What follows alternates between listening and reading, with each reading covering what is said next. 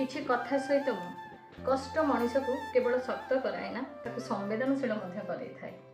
Hello भाई नमस्कार, good morning everyone, welcome to my channel Deepti's lifestyle को। आज हूँ मो पुओ पसंदर मटन आलू झोल, पूरा देसी स्टाइल मटन आलू झोल जमी गाँ मानक हुए। मो बो जमी करे मुझे से स्टाइल करी। आ मो बोहूर पसंद रे हूँ चुंगुड़ी भजा। सी जेतु मटन खाएनी तो तापाई चुंगुड़ी हम आम मान जहाँ सादा हम सार खाइबे, मो शाशु खाइबे, पसंद भी रोसई आज अच्छी कदली मंजार गोटे राई। चली मोर किचन को तापर आसबि आपको आज रोसई देखा। सादा रोसई ये भात जमी अरुआ भात आए आलू बैगण गोटे भजा ये जमी आपण मानक कही मंजा राई कदली मंजार राई। आज डाली है सार आ माँ कहले कि आम दही और क्षीर पकई खाइबू, आम नॉर्मल खाद्य कर।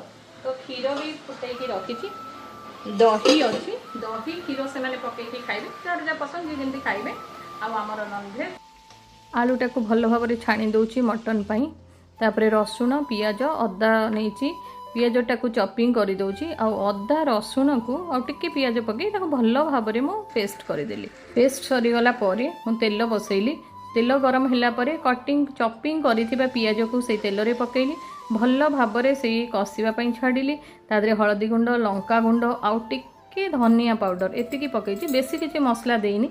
आको टिके तेल छाड़िबा पर्यंत मु कषिली। कषि सारा पर मटन पकईली। मटन कौन हुए ना भल भाव में मटनटा को कषिया को पड़े मसला अपेक्षा। मटन तार ओरिजिनल पानी बाहर पर्यंत मुझे कषिली, पकईदेली आलू। आलूटा को आउ अल्प समय पे मु मटन रे कषिली, कषिकी गरम पानी करके रखी, गरम पानी ताधरे देली आउ भल भाव में गोले गाली फुटापी छाड़देली। तापर मटन जेहेतु सीझा को टाइम लगे ताको प्रेसर कुकर में अजाली, प्रेसर सीटी देदेली। तापर पकईदेली गरम मसला पाउडर, होगला आमर मटन झोल। तापर चुंगुड़ी जो मो बोहू पाई आसीथिला तेल को गरम करी चुंगुड़ीटा को भल भाव में फ्राए करदेली। ये है मोर चुंगुड़ी भजा। आज रोसई फिनिश्ड जमी आपण मानक मुझे सादा कौन हो देखे भी सारी। एबे नॉनभेज रे कौन होती ना देसी मटन झोल आ मो बोहू पाई चुंगुड़ी भजा। मते बहुत खुशी लगे आपण माने मो वीडियो को देखुचंदी। एमती देखंतु, मते लाइक करंतु, शेयर करंतु, सब्सक्राइब करंतु आ भल भल कमेंट दियंतु।